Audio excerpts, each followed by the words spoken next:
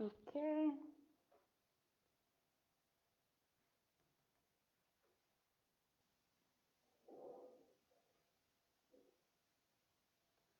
Hello, everyone. Can anyone hear me?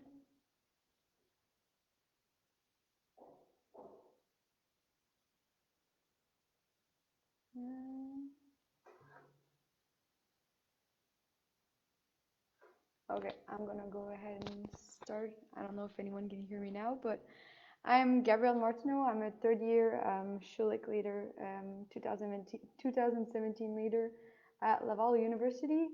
I'm currently studying biology and focusing on marine sciences, the marine part of biology.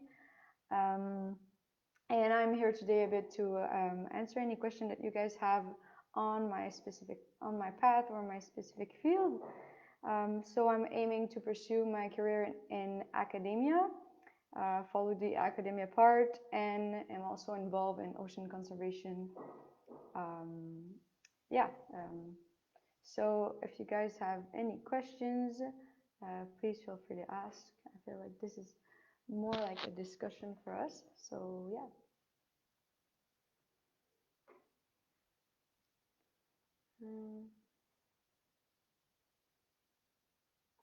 Wait a sec.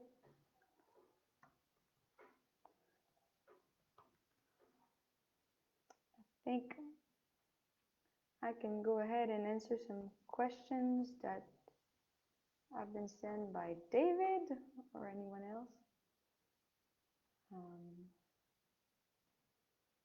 Okay, so I got this question. So how did you know that you want to start a career in marine sciences? So I'm gonna go ahead and answer on this one. So first of all, growing up, I really wanted to become a veterinarian.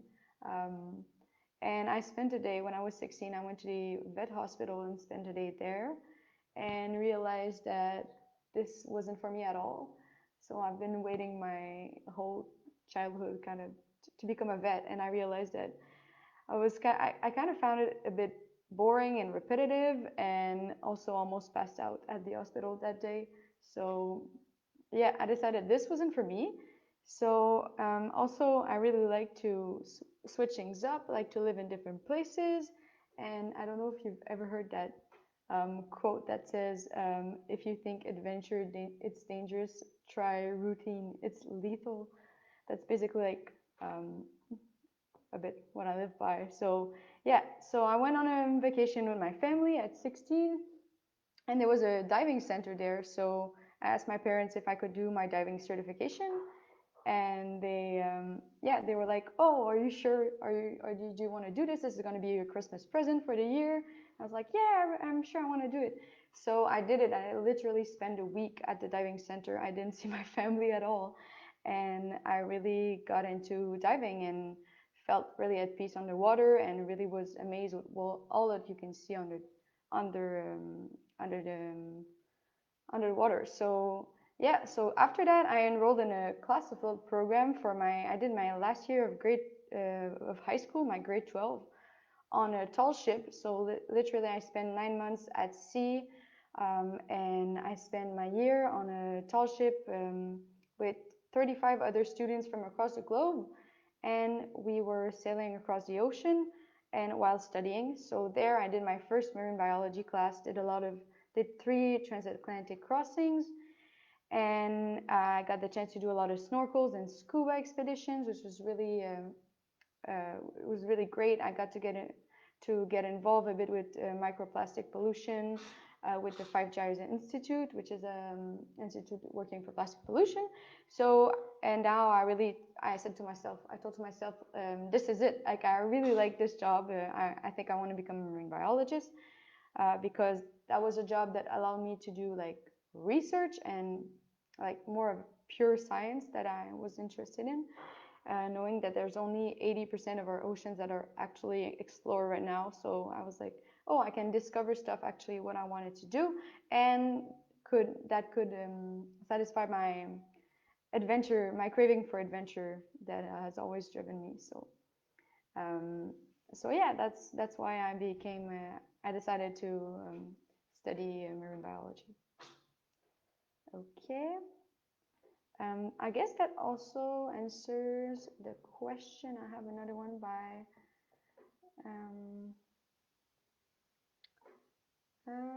so that was from Sidra. I don't know if I'm pronouncing it well. Sorry, of U of T, and yeah. So she asked me, or did you know right away that you wanted to be to specialize in marine biology, or was that just what was it that influenced you to go into it, or how did your academic pathway lead to it? So basically, yeah, that's pretty much how I decided to do marine biology. But I'm studying global biology right now in my undergraduate degree. So I think it's important to. It's also great to start in a more broad path. So now after I can narrow it down for my master's. So I'm also interested in other parts of biology, like molecular biology. I think it's a great tool that is useful for also for marine research. So that's why I chose only specifically biology for my undergraduate part. But I was first interested in the marine part, of course. I don't know if that answered the questions. Okay, I'm gonna go ahead and answer another question that I have. By the way, sorry, my English is a bit rusty. I've been speaking French for the past months, so apologize for that in advance. Where are my top 5 destinations to conduct research in the world and why? Okay, well, this is a pretty tough question, but if I can answer. So I had the chance to work in both northern and tropical ecosystems, which are both really interesting for different reasons. So I say my first two destinations that I'd pick would be the Arctic and the Antarctic. I had a chance to go to the Arctic already to conduct research, but Antarctica is a dream of mine. So because first of all, these are parts of the world that are greatly affected by climate change. So that's really interesting to conduct research up there. So we can study the effect of climate change on species, um, which can be. Sorry for that. Something popped up on my screen. Which can refer either to resilience, poleward shifts and species, for example. And there are also parts of the world that are really important for our global circulation. So yeah, and I'm not gonna lie, there's a specific there's a really a thrill, I would say, into going to places that no one goes to. So yeah, this is part of it. Another part of the world that's interesting to study at the moment is anywhere near the Coral Triangle. So this is the Coral Triangle stretches from the Philippines to Indonesia down to the west coast of Australia, where the Great Barrier Reef is, and including Papua New Guinea.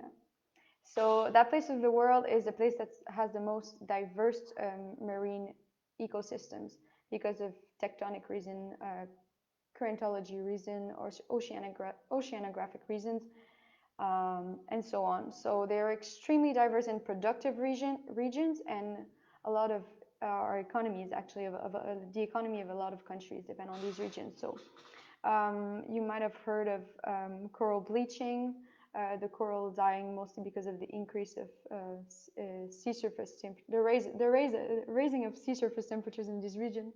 So that's really interesting to study, as well as a phenomenon called ocean acidification in these regions that could be that can be a big big threat in these regions in the next following years.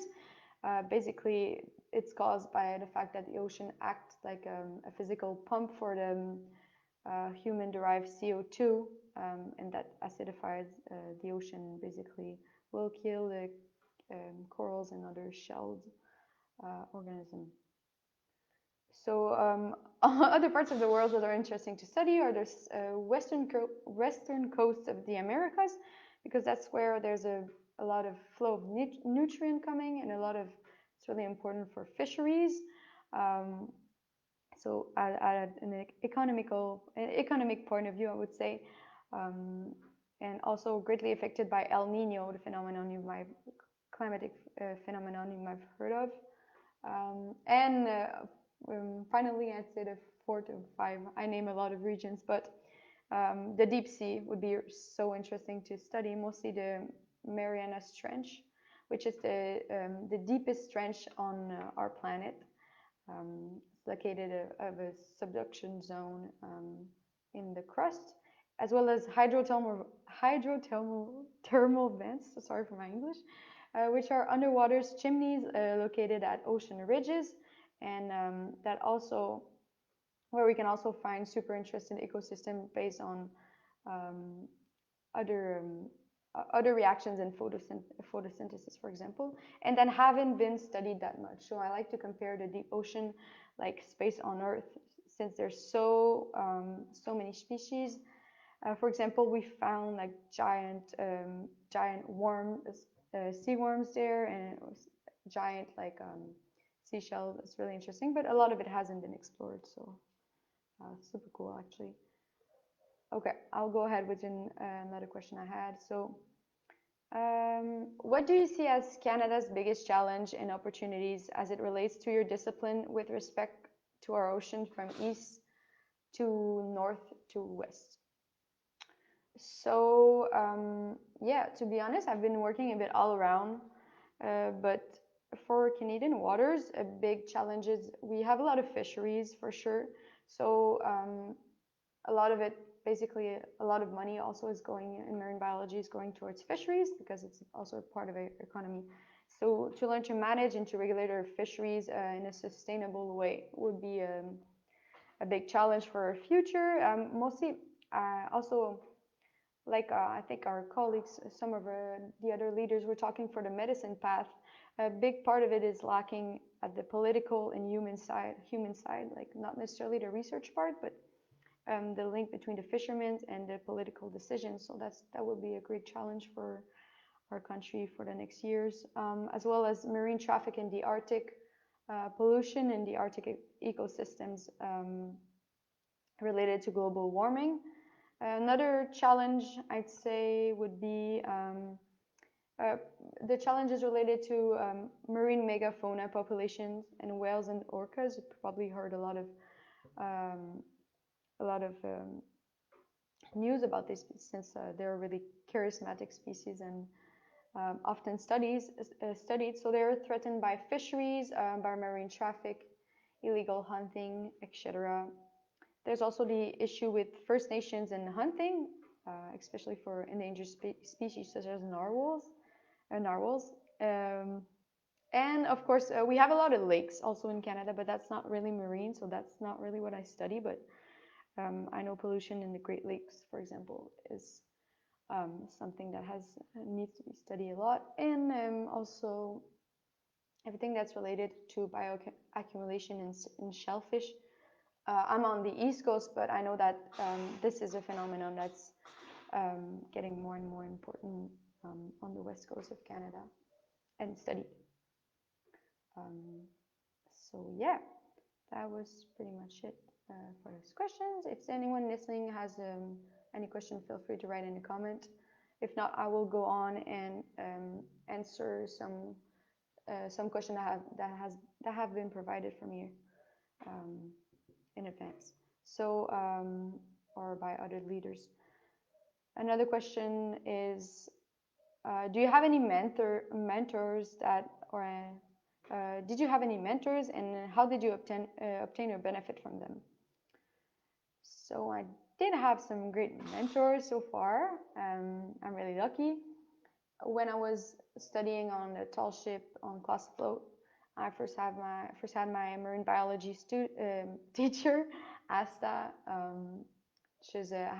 which is really great and kind of gave me a glimpse of what the world of marine biology, basically what research looked like in this field, and how it's a tough field to be in. Like I think like any of the STEM field, you need to work really hard, and you need to you need to be really passionate about it. And she really did share her passions with me, and also she guided me into maybe good universities or good master's program that I could eventually apply to. So that was great. And as soon as I knew that I really wanted to dedicate my career to marine biology, I got involved in marine ecology research right away in my undergrad.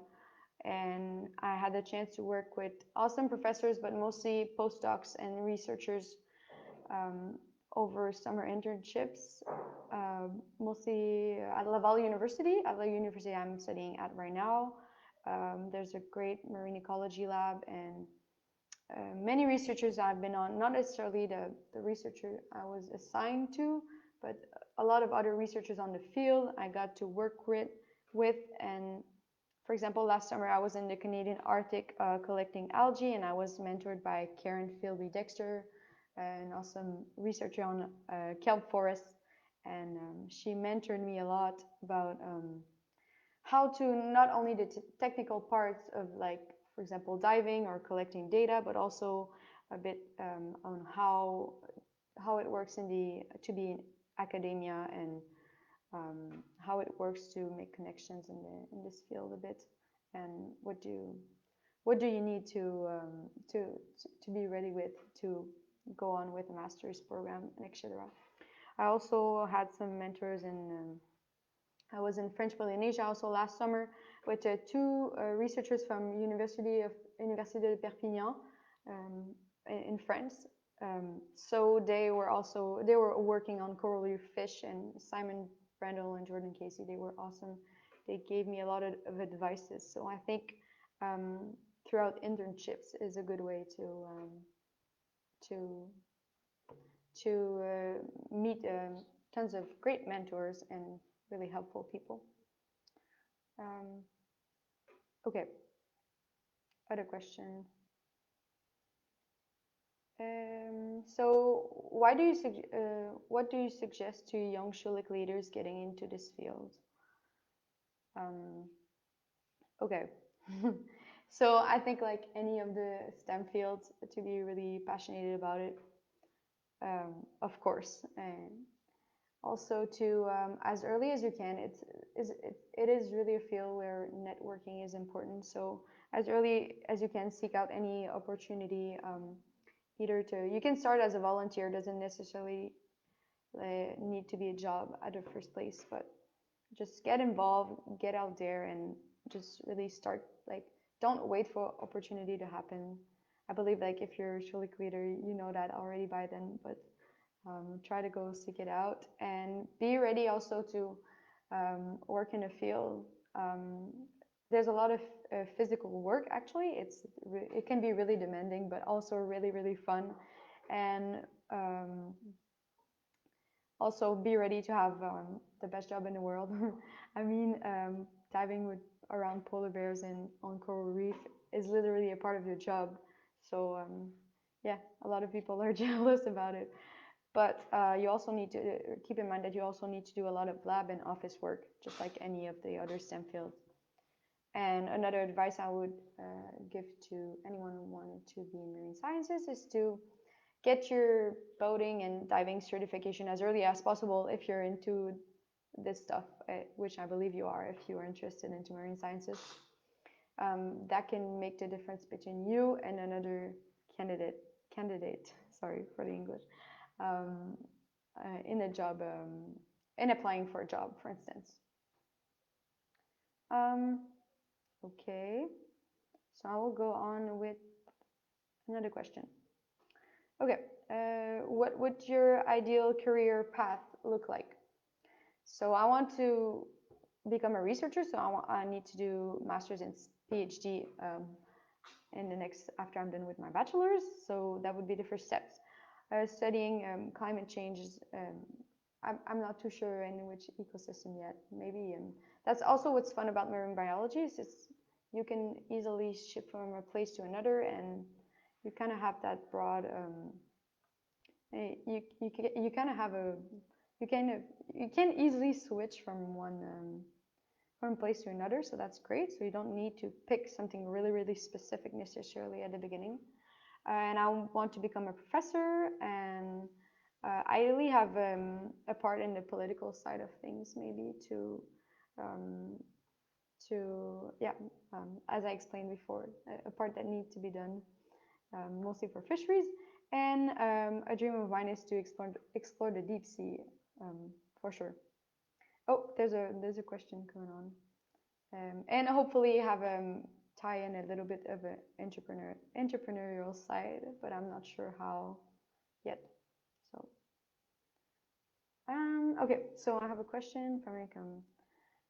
So aquaculture is a new concept gaining in popularity.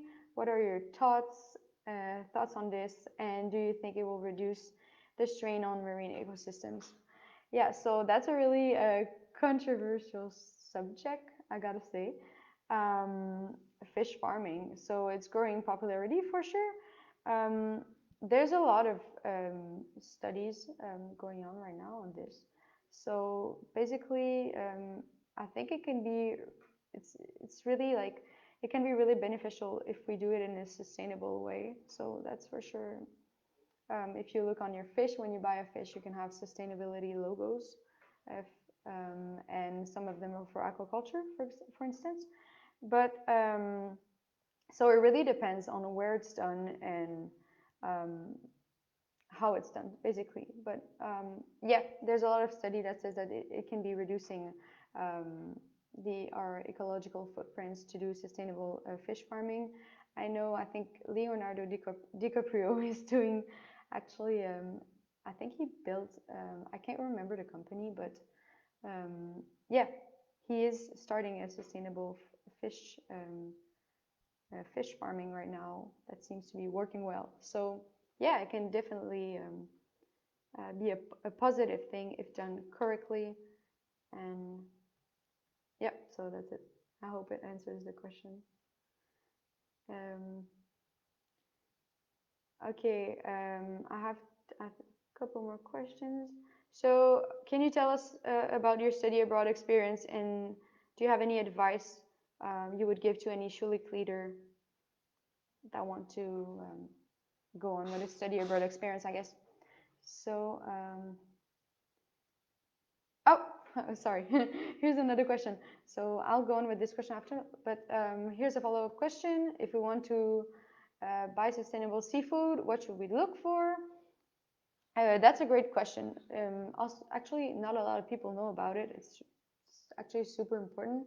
We're trying to reduce our ecological footprint by reducing our meat consumption, but truth is, like, some people are switching from meat to fish, but we're emptying out our oceans right now, so we need to be careful.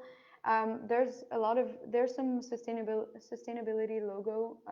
The one for wild catches, I think it's from, there's a little MSC on it, and there's also ones for farm fish. So basically, there will be little logos on the packaging. And a good thing to look at, you can download the app Good Fish Guide, which is basically a guide that tells you which fish are endangered or not, and how to choose. For example, you want to eat tuna, what is the best fish to buy, depending on the region you're at and on the stock and on the species you're buying. So that's great. And it also tells you on the when you buy a fish, also on the package, the way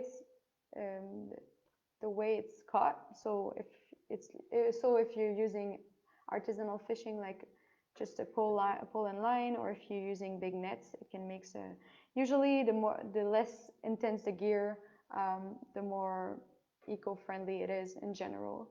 So that's also a good way to look at it. And yeah, so you can use these applications. You can actually download them on your phone. It's super easy. And yeah, so that's it. I hope it answers the question. So I will go on with the question. So about the study abroad experience, if I have any advices that I would give to Schulich leaders about this. So I've been doing this entire year abroad for study exchanges. So I was first in Prague, in Czech Republic, and I'm currently on Ile de la Réunion, which is an island off the coast of Madagascar in the Indian Ocean. It's a French island. So I did 2 Erasmus or study exchanges. And so in Czech Republic, I was actually in the biomedical engineering school, and I did more of classes because I'm still studying general biology. So I did more of molecular and hands-on molecular biology work. I did some statistic classes, which are really great for biology. I took some crazy stuff like physical chemistry and ethics in biomedical field. Um, and here I'm currently doing a curriculum 100% based on marine sciences, so it's really 2 contrast semesters. But my recommendation I would give to any leaders is to just go and take this opportunity and do a study exchange.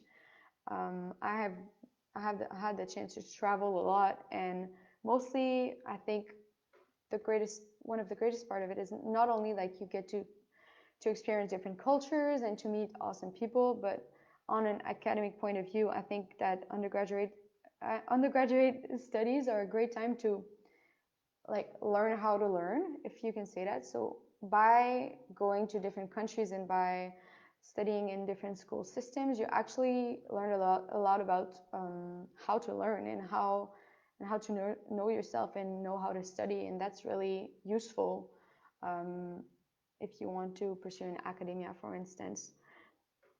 And you also meet a lot of awesome researchers and other programs that maybe you didn't even know about in the first place, and other initiatives that you didn't know about just by staying home.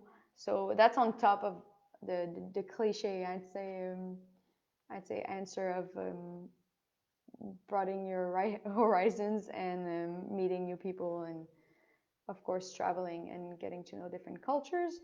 So yeah, I just say take this opportunity while you can, because it's easy when we're undergraduate students to do it. Oh yeah, and also I think you should take this opportunity to maybe explore some classes like I did in Czech Republic that I would not necessarily have the chance to take back home, just because you might discover some new interests, for example. Or I think it's always good to not narrow your options down right away and have a broad knowledge, even if it's not. For example, I took a physical chemistry class, and I consider that it's going to help me in my marine biology career. So that's also a great opportunity to try something different. Okay, I think I have one last question, unless someone else has another one. So, okay, what kind of extracurricular activities are you involved in, and how do they help you as a student? So, basically, what do I do extracurricular activities? I do a lot of yoga and exercising, just because as a student, I think it releases your stress. It's a great way to empty your mind after a class or doing a big study session, or just anytime. It just brings me a lot of energy. I like also to learn new recipes. I cook a lot, do healthy cooking. I think it also enhances your creativity, and I think a happy body is a happy mind, and just helps you to stay positive and to stay focused in your studies as well.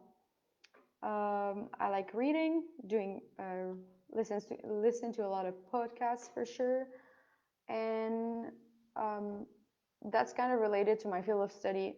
I don't know if it counts as an extracurricular, but I'm also involved in ocean conservation association, or network, if you can call it. So I'm the Canadian representative at the World's Ocean Day Youth Advisory Council, which is basically we're a group of 12 young people that basically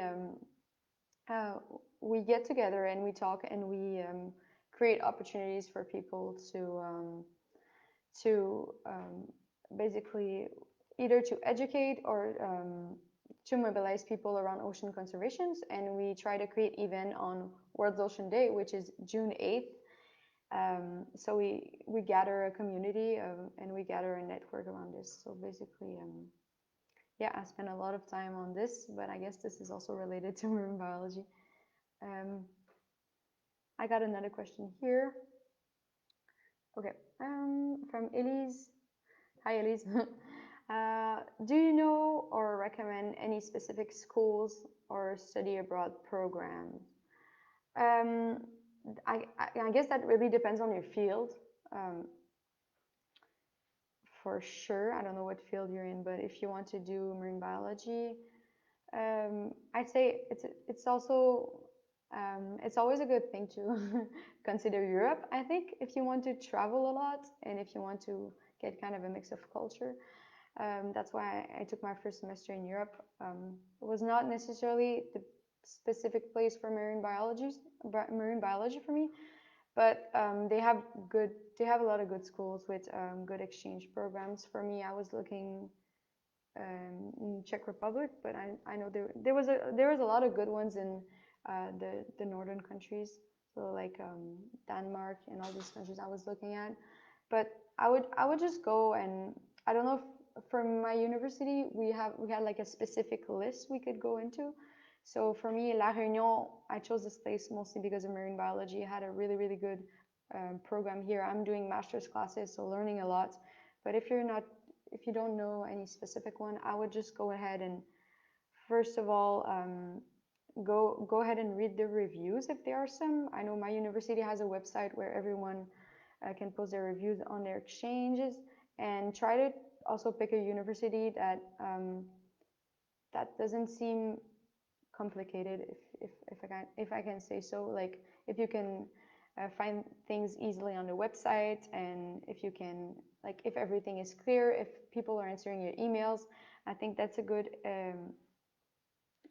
way to know if it's going to be easy once you get there, because yeah, it can be kind of confusing depending on the country and the culture. So kind of look at the reviews, but I would choose Europe if you haven't traveled that much. That gives you a lot of opportunities to go on every weekend on a trip if you can. That's what I used to do. I would go and explore tons of different culture, and it's really different in Canada, because here we have to travel miles and miles to get to a different city. But Europe is great for that, and they also have big Erasmus programs. So I would look for these ones, the ones that have a lot of students, where you can meet a lot of people and connect with people in your field. So yeah, I hope this answered, but it's really broad. Really depends on your field. Yeah. If there's any, if there are any questions, please feel free to ask.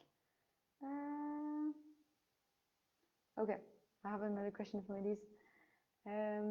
Hi, Elise again. So the question is, what was the World Ocean Days group that you're part called again?